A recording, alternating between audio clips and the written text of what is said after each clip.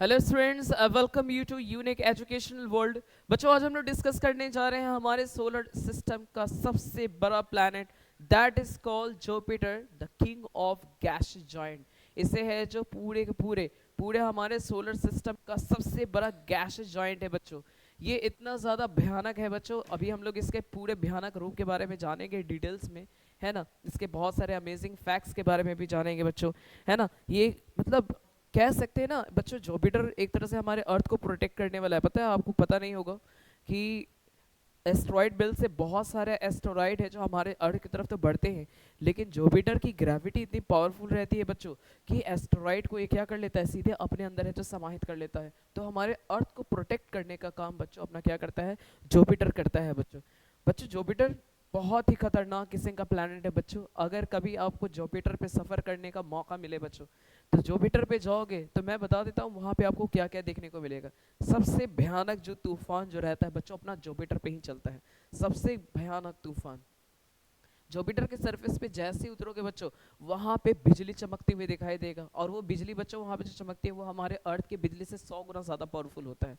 Thunder storm आते रहते हैं बच्चों, भयानक तूफान आते रहती है, हवाएं बहुत तेज चलती है बच्चों वहां पे, है ना। वहां पे से बारिशें नहीं होती, मतलब वो H2O वाली जल वाली बारिश नहीं होती है। वहां पे मीथेन, अमोनिया, हाइड्रोजन सल्फाइड, जो सड़े हुए अंडे के जैसे स्मेल रहता है, इन सब की बारिशें हुआ करती है बच्चों। ठीक है बच्चों, अपना जुपिटर के बारे में पूरा डिटेल्स में इंफॉर्मेशन गैदरिंग करते हैं बच्चों।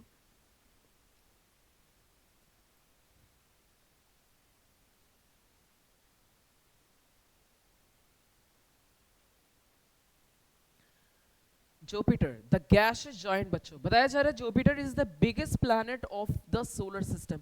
हमारे सोलर सिस्टम का सबसे बड़ा जो प्लैनेट है बच्चों, वो जुपिटर ही है बच्चों। इसकी साइज की बात करें बच्चों, अभी जुपिटर को छोड़ करके बाकी सारे प्लैनेट ले लो। हमारे सोलर सिस्टम में टोटल 8 प्लैनेट है। आप जुपिटर को छोड़ करके रेस्ट 7 प्लैनेट ले लो, उनके साइज का अगर डबल कर दोगे ना, तो डबल से भी ज्यादा साइज जुपिटर का है। जुपिटर इतना ज्यादा बड़ा है बच्चों कि हमारे सोलर सिस्टम का जितना रेस्ट प्लैनेट, 7 प्लैनेट ले लो बच्चों, उनका साइज का डबल भी कर दोगे ना तो वो जुपिटर में फिट नहीं हो पाएगा। इतना बड़ा जुपिटर है बच्चों। हाँ जी, it is almost twice as larger than rest of the planet. जितने रेस्ट ऑफ प्लैनेट बच्चों बच गए, उसका साइज का अगर डबल भी कर दोगे बच्चों तो इसमें इंसर्ट नहीं हो पाएगा, फिर भी जगह बच ही जाएगा। इतना बड़ा जुपिटर होता है बच्चों। अब बात करते हैं बच्चों, अगर जुपिटर और अर्थ की कंपैरिजन करते हैं बच्चों, तो जो जुपिटर की डायमीटर जो होती है बच्चों, वो हमारे अर्थ की डायमीटर का लगभग 11 टाइम्स होता है बच्चों, है ना। हमारे अर्थ की डायमीटर का लगभग 11 टाइम्स जुपिटर की डायमीटर है बच्चों। वजन की बात करें बच्चों, मास की बात करते हैं, तो इसकी जो मास है वो हमारे अर्थ का मास का लगभग 318 टाइम्स है ना। अर्थ का मास पता होगा बच्चों, लगभग 6 × 10⁻24 kg है, वो हमारे अर्थ का मास है। इसके मास को आप अगर 318 टाइम्स कर दोगे ना, तो ये मास जुपिटर के मास के बराबर हो जाएगा। तो जुपिटर का मास याद रखना है बच्चों, हमारे अर्थ का मास का लगभग 318 टाइम्स है बच्चों। अब इंसर्टेशंस की बात करते हैं बच्चों, मतलब इसमें कितना अर्थ समाहित हो सकता है बच्चों, याद रखना है इसके अंदर 1300 अर्थ है जो बड़ी आसानी से समा जाएगा। इतना जायंट है बच्चों, इतना ह्यूज साइज का है बच्चों, कि इसके अंदर लगभग हमारे 1300 अर्थ इसके अंदर समाहित हो सकता है बच्चों। अर्थ देखने में छोटा सा बच्चा है इसके सामने, सब एक छोटे से बच्चा है। लगभग 1300 अर्थ बड़ी आसानी से जुपिटर के अंदर समाहित हो सकता है बच्चों। बच्चों याद रखना है, जुपिटर को हिंदी में क्या कहा जाता है, जुपिटर को हिंदी में हम लोग क्या कहते हैं, बृहस्पति ग्रह कहा जाता है बच्चों, ठीक है ना। इसको हिंदी में क्या कहते हैं, हर सारे के सारे प्लैनेट का अपना हिंदी नेम होता है। उसी तरह जुपिटर का भी अपना हिंदी नेम क्या है बच्चों, बृहस्पति है, ठीक है ना बच्चों। कुछ अमेजिंग फैक्ट्स के बारे में जानेंगे बच्चों, जुपिटर से रिलेटेड कुछ अमेजिंग फैक्ट्स। बहुत सारे ऐसे अमेजिंग फैक्ट जिसके बारे में आपको अभी तक कहीं भी नहीं सुना होगा बच्चों। ऐसे बहुत सारे अमेजिंग फैक्ट्स आपके लिए लेकर के आए हैं। याद रखना बच्चों, सूरज की रोशनी को पहुंचने में लगभग यहाँ पे 43 मिनट्स का टाइम लगता है। जुपिटर काफी दूर है बच्चों, है ना, सूरज की रोशनी भी ठीक से यहाँ पहुंच नहीं पाती है, लेकिन जो भी पहुंचती है लगभग सूरज की रोशनी को यहाँ तक पहुंचने में लगभग 43 मिनट्स का टाइम लगता है। अर्थ तक तो पहुंचने में लगभग 8 मिनट 20 सेकंड में है जो सूरज की रोशनी अपने अर्थ तक है जो पहुंच जाता है ना। मार्स तक पहुंचने में लगभग 13 मिनट का टाइम लगता है।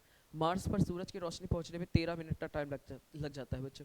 लेकिन जुपिटर पे सूरज की रोशनी पहुंचने में लगभग 43 मिनट्स का टाइम लगता है बच्चों। बहुत ज़्यादा दूर है जुपिटर, सूरज से काफ़ी ज़्यादा दूर है। बात करते हैं बच्चों रोटेशनल का। तो बच्चों याद रखना, जुपिटर अपने एक्सिस पे पूरे के पूरे सारे के सारे जितने भी प्लैनेट है बच्चों अपने सोलर सिस्टम का, सबसे तेजी से घूमने वाला प्लैनेट अपना जुपिटर ही है बच्चों, है ना। जुपिटर बच्चों याद रखना अपने एक्सिस पे लगभग 43,000 किलोमीटर पर आवर की रफ्तार से घूमता है, बहुत तेजी से अपने ही एक्सिस पे बच्चों, ये अपने ही एक्सिस पे बहुत तेजी से घूमता है। हमारा अर्थ लगभग 1670 किलोमीटर पर घंटे की रफ्तार से अपने एक्सिस पे घूमता है। हमारा अर्थ जो रहता है अपने एक्सेस पे लगभग 1617 किलोमीटर पर आवर की रफ्तार से घूमता है, और इस हमारे अर्थ इतना की रफ्तार से घूमता है तो उसको एक चक्कर लगाने में लगभग 24 घंटे का टाइम लग जाता है, तब जाके एक दिन होता है। लेकिन ये अपने एक्सेस में बहुत तेजी से घूमता है, इतना तेजी से घूमता है बच्चों कि इसका एक दिन मात्र 10 घंटा में ही कंप्लीट हो जाता है। 10 घंटा में बच्चों अपना ये एक परिक्रमा कर लेता है। 43,000 किलोमीटर पर आवर की रफ्तार से जब ये अपने एक्सिस पे घूमता है तो लगभग 10 घंटे में अपना एक रोटेशन कंप्लीट कर लेता है। देयरफॉर कह सकते हैं कि जुपिटर पे जो एक दिन रहता है मात्र 10 घंटे का होता है बच्चों। 5 घंटे का दिन और 5 घंटे की रात। दिन काफ़ी छोटी हो गई बच्चों, लेकिन यहाँ पर साल काफ़ी ज़्यादा बड़ा होता है बच्चों। बात करेंगे यहाँ पे साल का, मतलब सूरज की एक परिक्रमा करने में इसको कितना टाइम लगता है बच्चों। याद रखना है बच्चों, ये जब हम अपने एक्सिस पे तो बहुत तेजी से घूमता है, इतना तेजी से घूमने वाला कोई भी प्लैनेट नहीं है हमारे सोलर सिस्टम में। लेकिन जब बात करते हैं बच्चों, ये सूरज की चारों तरफ जब घूमता है ना तो बहुत धीरे घूमता है। सूरज की चारों तरफ जब घूमती है तो इसकी स्पीड लगभग 13 किलोमीटर पर आवर रहता है। सूरज, ये अपना सूरज है, सूरज के चारों तरफ जब जुपिटर घूमता है तो जुपिटर की स्पीड कितनी रहती है बच्चों, 30 किलोमीटर पर आवर रहता है। बहुत धीरे घूम रहा है, बहुत धीरे धीरे करके घूमता है, इसीलिए सूरज का एक परिक्रमा लगाने में इसको बहुत ज़्यादा टाइम लग जाता है। अपना अर्थ तो पता होगा बच्चों, अपना अर्थ है जो सूरज के चारों तरफ घूमने में लगभग जब घूमता है बच्चों तो इसकी स्पीड हमारे अर्थ की स्पीड लगभग 30 किलोमीटर पर सेकेंड रहता है। अर्थ जब सूरज के चारों तरफ घूमता है तो 30 किलोमीटर पर सेकेंड की स्पीड से घूमता है। 365 दिन में सूरज का एक चक्कर लगा लेता है। लेकिन जुपिटर अपने एक्सिस से बहुत धीरे धीरे करके घूमता है, 13 किलोमीटर पर आवर, कहाँ 30 किलोमीटर पर सेकेंड, ये हमारे अर्थ की स्पीड हो गई सूरज के चारों तरफ घूमता है तो, और ये कहाँ जुपिटर की स्पीड हो गई, बहुत धीरे घूमता है बच्चों। बहुत धीरे धीरे करके घूमने की वजह से सूरज का एक परिक्रमा लगाने में इसे लगभग 11 साल 9 महीने का टाइम लग जाता है बच्चों। मतलब अगर हम लोग जुपिटर पे रहने जाए बच्चों तो वहाँ पे हमारा बर्थडे 11 साल 9 महीने के बाद आएगा।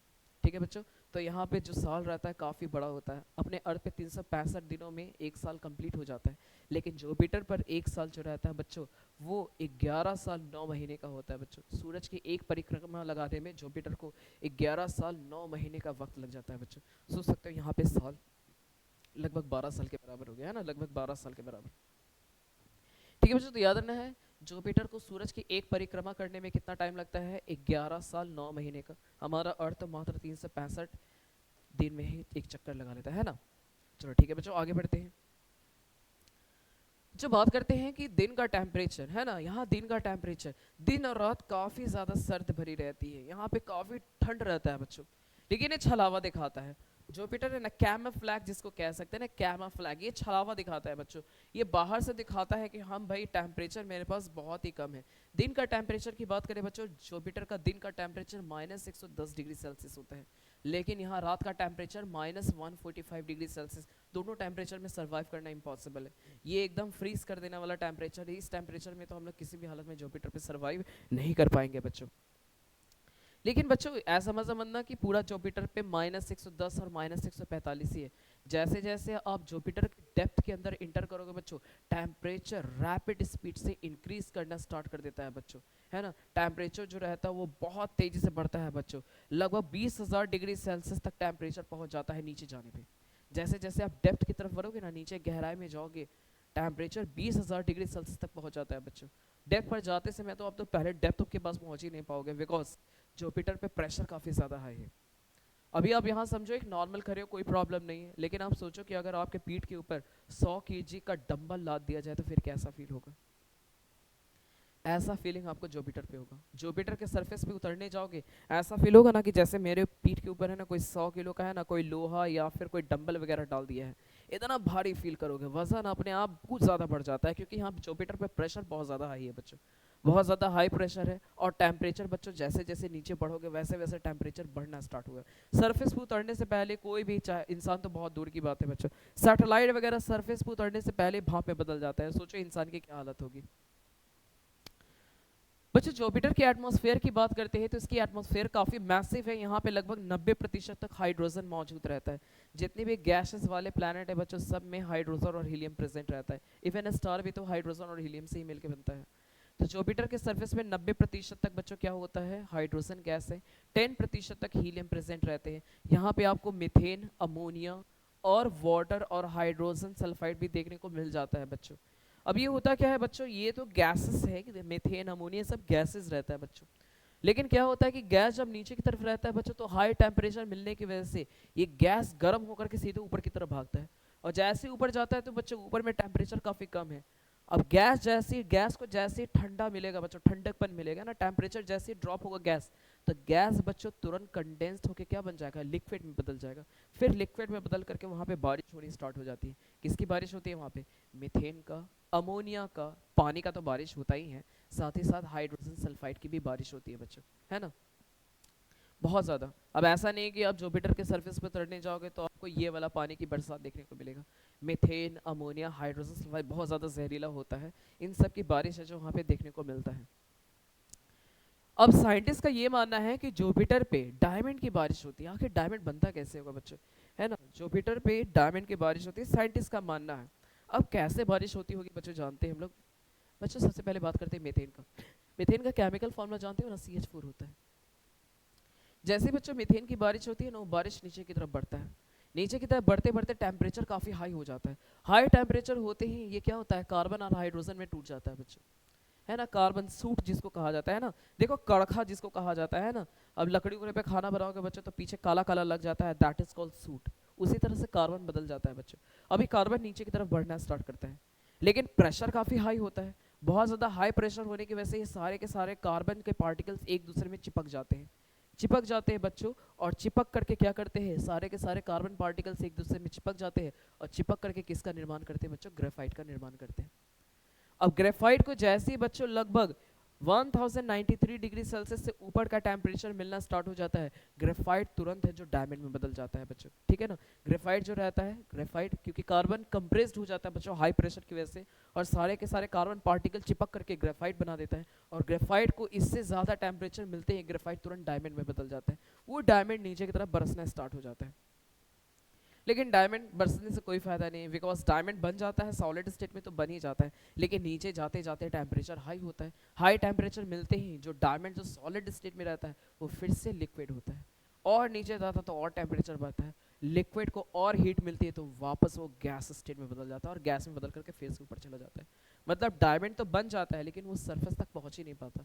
हाई टेम्परेचर मिलने की वजह से वो डायमंड जो रहता है वापस लिक्विड से, और लिक्विड से वापस गैस में बदल करके फिर से ऊपर की तरफ चला जाता है बच्चों, ठीक ना बच्चों। ठीक है बच्चों, अब यहाँ हवा की रफ्तार की बात करेंगे। मैंने जैसे बताया था यहाँ पे खाली तूफान ही आते रहता है। जितना भी आपको तूफान देखना है जुपिटर का एक बार परिक्रमा कर लो, सारे के सारे भयानक भयानक तूफान आपको यहाँ दिख जाएंगे। बताया जा रहा है जुपिटर पे हवा की रफ्तार बहुत तेज होती है बच्चों। बताया जा रहा है कि यहाँ पर हवा काफ़ी तेज चलती है बच्चों। इक्वेटर पे अगर चले जाए तो इक्वेटर दैट मीन जुपिटर का बीच वाला जो हिस्सा रहता है वहाँ पर हवा की रफ्तार लगभग 539 किलोमीटर पर आवर की रफ्तार से चलती है। काफ़ी तेज़ हवा है बच्चों। आपने अर्थ पर आने वाला जो सबसे भयंकर तूफान मेलिसा टाइफून के बारे में सुना, ह्यूरिकेन था एक तरह का, अभी तक ह्यूमन हिस्ट्री का सबसे भयानक तूफान अपने अर्थ पे आया था जिसका नाम था ह्यूरिकेन्स मेलिसा। उससे 4 गुना ज़्यादा पावरफुल है बच्चों। नॉर्मल हवा है ये नॉर्मल हवा है जो जुपिटर के सरफेस पे चलता है। इक्वेटर पे लगभग 539 किलोमीटर पर आवर की रफ्तार से चलता है।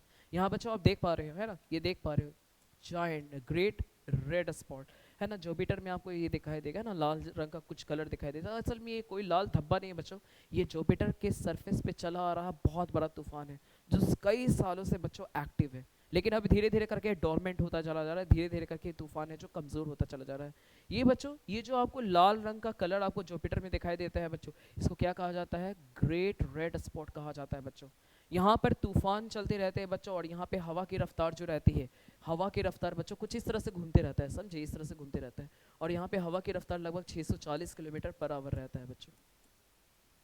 लेकिन पोलर रीजन पे चले जाओ, जैसे जुपिटर, हर एक प्लैनेट का अपना पोल होता है, जुपिटर का भी अपना पोलर रीजन होगा बच्चों। जुपिटर के पोल के पास हवा की रफ्तार 1440 किलोमीटर पर आवर हो जाता है। कितना ज़्यादा तेज़ हो गया। सबसे ज़्यादा तेज़ हवा कहाँ चलता है बच्चों? जुपिटर के पोलर रीजन पे सबसे तेज़ हवा चलती है ना। और इक्वेटर पे लगभग 539 किलोमीटर पर आवर की रफ्तार से चलती है। और ये जो लाल रंग का छलावा आपको दिखता है, जिसको ग्रेट रेड स्पॉट भी कहा जाता है, वहाँ पे हवा की रफ्तार 640 किलोमीटर पर घंटा रहता है बच्चों। ठीक है बच्चों, चलो बच्चों अपना नेक्स्ट पॉइंट की तरफ आते हैं। बच्चों अब यहाँ पे टेम्परेचर की बात करते हैं। जैसे मैंने बताया कि यहाँ टेम्परेचर छलावा दिखाता है, एक्चुअली बाहर में टेम्परेचर काफ़ी कम रहता है, फ्रीजिंग टेम्परेचर रहता है, जमा देने वाली टेम्परेचर रहती है बच्चों, है ना। लेकिन जैसे ही आप नीचे की तरफ इंटर करोगे, टेम्परेचर काफ़ी ज़्यादा बढ़ना स्पीड करेगा बच्चों, ड्रामेटिकली तरीके से, है ना। The temperature of Jupiter on varies, Jupiter पे जो टेम्परेचर रहता है बच्चों, ऐसे सरफेस पे आपको -110 डिग्री सेल्सियस का टेम्परेचर दिखेगा, फ्रीज कर देने वाला टेम्परेचर रहता है बच्चों। लेकिन जैसे जैसे आप नीचे बढ़ोगे, टेम्परेचर बढ़ना स्टार्ट कर देगा, 24,000 डिग्री सेल्सियस तक टेम्परेचर पहुंच जाएगा। अभी हाल मतलब कई साल पहले जो नासा ने अपना एक मिशन भेजा था बच्चों इसके सरफेस पे, उनको थोड़ी पता था भाई जुपिटर क्या चीज़ होता है। उन्होंने अपने सैटेलाइट को भेजा, जैसे वो नीचे की तरफ भीग गया बच्चों, टेम्परेचर इतना हाई होने लग गया धीरे धीरे करके। एक तो प्रेशर इतना ज़्यादा हाई होता है बच्चों, और टेम्परेचर इतना ज़्यादा हाई था कि बच्चों कि इनका जो सैटेलाइट था वो रास्ते में क्या हो गया, वेपराइज हो गया। अगर हम अपने किसी सैटेलाइट को अपनी तरफ से भेजते हैं, इसरो की तरफ से, एक तो यहाँ पे प्रेशर इतनी ज़्यादा हाई है बच्चों कि हमारा जो भी सैटेलाइट रहेगा वो रास्ते में ही पचक जाएगा तुरंत, प्रेशर हाई होने की वजह से। और इतनी हाई टेम्परेचर में कोई भी सैटेलाइट संभल नहीं पाएगा बच्चों, वो गलना तो दूर की बात है, तुरंत वो भाप में बदल जाएगा। इतनी ज़्यादा हाई टेम्परेचर होती है बच्चों जुपिटर पे, है ना। तो जुपिटर को ऐसा मत समझना कि वो हमारे सोलर सिस्टम का बहुत ज़्यादा ठंडा है, बहुत ज़्यादा गर्म रहता है बच्चों। ऊपर में देखने में बहुत ठंडा लगेगा, लेकिन नीचे जाओगे तो इतना खतरनाक टेम्परेचर रहता है कि हर एक चीज़ को वेपराइज कर सकता है बच्चों। अब इनकी सैटेलाइट के बारे में बात करते हैं बच्चों, मून के बारे में बात करते हैं। तो याद रखना बच्चों, लगभग नासा ने ऑफिशियली 95 सैटेलाइट है जो डिक्लेयर कर दिए हैं। याद रखना है, अभी तक जुपिटर का 95 सैटेलाइट है जो खोजे जा चुके हैं। इसमें कुछ फेमस सैटेलाइट है बच्चों, जैसे लू हो गया, यूरोपा हो गया, गैनीमेड हो गया, कलिस्टो हो गया। गैनीमेड याद रखना है बच्चों, हमारे पूरे सोलर सिस्टम का सबसे बड़ा सैटेलाइट गैनीमेड ही है बच्चों। पूरे सोलर सिस्टम में सारे के सारे प्लैनेट के पास तो खुद का सैटेलाइट ही आए हैं, लेकिन हमारे सोलर सिस्टम का सबसे बड़ा जो सैटेलाइट है दैट इज कॉल्ड गैनीमेड। ये बच्चों अपना लू है, समझे, ये लू है, पीला दिखता है बच्चों, इस पे खूब वोल्केनो इरप्शंस होते रहता है बच्चों। ये वोल्केनो इरप्शंस के लिए फेमस है। याद रखना, सबसे ज़्यादा कोई पूछेगा कि बताओ कौन सा ऐसा सैटेलाइट है हमारे सोलर सिस्टम पे जिस पे सबसे ज़्यादा वोल्केनो इरप्ट होता है, तो वो लू है, जुपिटर का ही है। ये दिखाई दे रहा होगा, पूरा पीला पीला दिखाई दे रहा है, क्योंकि यहाँ पे वोल्केनो इरप्शंस होते रहता है, सल्फर डाइऑक्साइड गैस निकलता है, सल्फर पाए जाने की वजह से ये पूरा पीला दिखाई देता है बच्चों। ये बच्चों अपना यूरोपा हो गया, ये गैनीमेड हो गया बच्चों, हमारे सोलर सिस्टम का सबसे बड़ा सैटेलाइट। ये अपना कलिस्टो हो गया, है ना। अभी हाल ही में है जो नासा ने है जो अपना एक मिशन लॉन्च किया है बच्चों, जिसका नाम है जूस, है ना। वो जूस नहीं जो हम लोग पीते हैं, ये जूस का फुल फॉर्म याद रखना है, Jupiter IC moon explorer. Juicy का फुल फॉर्म याद रखना है, जुपिटर आईसी मून एक्सप्लोरर। अपना ये मिशन बच्चों 2023 में ही लॉन्च किया गया था, है ना। लेकिन अभी तक यहाँ पे पहुँचा नहीं, इसको पहुँचने में लगभग 2031 में ये पहुँच जाएगा जुपिटर के पास, है ना। जुपिटर के पास पहुँच जाएगा, और इसका मेन काम क्या रहेगा बच्चों, ये 3 सैटेलाइट का विश्लेषण करना है। इसको छोड़ दो, इसको जानने से कोई फायदा नहीं है ना, ये यहाँ पे रहना भी नहीं है। प्लस अब साइंटिस्ट का ऐसे मानना है ना कि जो गैनीमेड दिखाई दे रहा है बच्चों, इसमें लाइफ पॉसिबल है, क्योंकि ऐसा देखा गया है कि यहाँ पे ये तो पूरी तरह से बर्फ से ढका हुआ है, और साइंटिस्ट का ये मानना है कि गैनीमेड का जो बर्फ वाला लेयर है बच्चों, उसके नीचे कोई सॉल्टी स्लाइन ओशियन है बच्चों, बहुत बड़ा ओशियन है बच्चों। ये अपना गैनीमेड का जो आईसी लेयर है बच्चों, ऊपर में तो काफी ठोस सरफेस है, पूरा पूरा बर्फ जमा हुआ है, लेकिन उनका ये कहना है कि इस आईसी लेयर के नीचे कोई बहुत बड़ा महासागर है, कोई बहुत बड़ा ओशियन है। तो साइंटिस्ट को लगता है कि आने वाले टाइम में यहाँ पे ऑक्सीजन भी प्रेजेंट है बच्चों, गैनीमेड पे ऑक्सीजन भी प्रेजेंट है बच्चों। अब उसी का पता लगाने के लिए जूस मिशन को है जो लॉन्च किया गया है बच्चों। याद रखना, जूस मिशन को कब लॉन्च किया गया था, 2023 में लॉन्च किया गया था। 2031 में ये जुपिटर के पास पहुंचेगा, और 2034 में ये गैनीमेड के चारों तरफ चक्कर लगाएगा, है ना। और गैनीमेड के चारों तरफ चक्कर लगा करके गैनीमेड के बारे में पूरा इन्फॉर्मेशन गैदर करके हमें इन्फॉर्मेशन दे देगा।